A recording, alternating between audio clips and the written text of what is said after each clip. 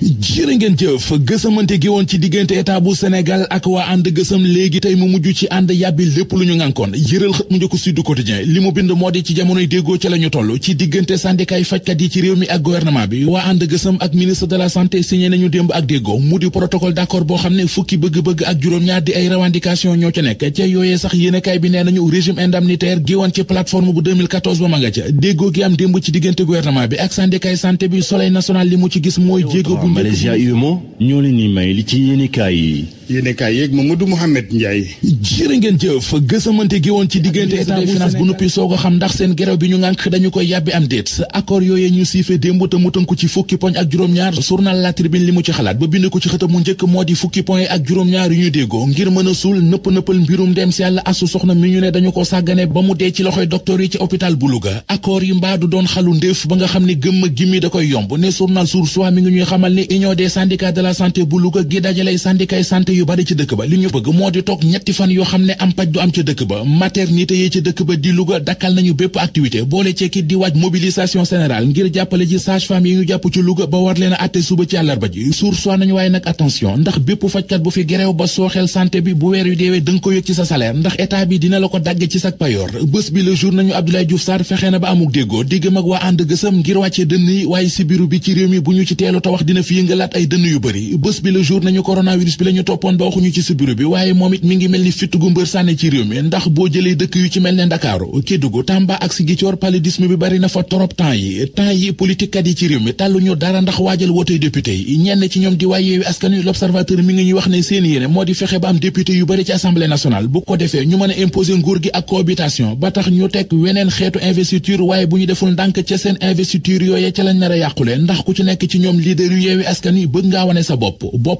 googee nag moo nar a tas mbokk gi journal la mandat nañu inde bi du ci biir Yewwi Askan Wi rek lay folote ñoom waa Yewwi Askan Wi ak waa Benno Bokk Yaakaar yépp yéenekaay bi nee nañu coowal investiture yi tax na ñoo ngi bëgg a xuttiku ku fóotal mbëtt roccil bar bil enquête yéenekaay ñii di waa Benno Bokk Yaakaar ginnaaw fanweeri junni parrain yi ñu dajale woon ci Ndakaaru yagar yi yóbbul ko Macky Sall Macky xooloon ko xeebal leen ko ba waxoon leen ko enquête yéenekaay nee nañu waa Benno far nañu daanub jël ci wutum parrainage yi xutti nañu ci seen tànk tubay xar ci seen lafu sër ba dajale ci Ndakaaru 278 parrain élection législative yi ñu jëm maire Ndakaaru ba woon di Soham El Wardini nee na nañ ko jéggal du ca def ab liste ci journal Le Quotidien la ko xamle ba wax fay ne mi ngi seet ndax du fi doxi génn ci politique bi am déet ma génn ci politique bi ànd ak libération dugg Bargny lu yéeme te tiis moo fa xew di benn xale bu jigéen bu toll ci juróom-ñetti at moom la ñu fekk ñu faat ko ci anam wu ñaaw ci tabax bu yeggul yéenekaay bi nañu li ñu njortagum jamono ji nag moo di dañoo yegg ci kaw maanaam dañu ko violé bu nuppi faat ko lu ni xaw a melit journal La Tribune nee nañu moo xew ca Thiès foo feet benn xale bu góor bu toll ci juróom-ñetti at di 8 ans moom lañ fa doon jéem a rendi mu rëcc photo yu koy firndeel ñoo ngi ci xët mu njëkk journal bi journal beneen bu xëyi mbir mu doy waar moo di Les Échos yéenekaay bi nee nañu gaayu commissaire Khadijatou Sall yi ca commissariat bu Rëbës ñoo jàpp benn doomu Nigéria boo xam ne yàpp mbaam sëf di viande de âne la jëloon def ko ci puus-puusam di wër di ko jaay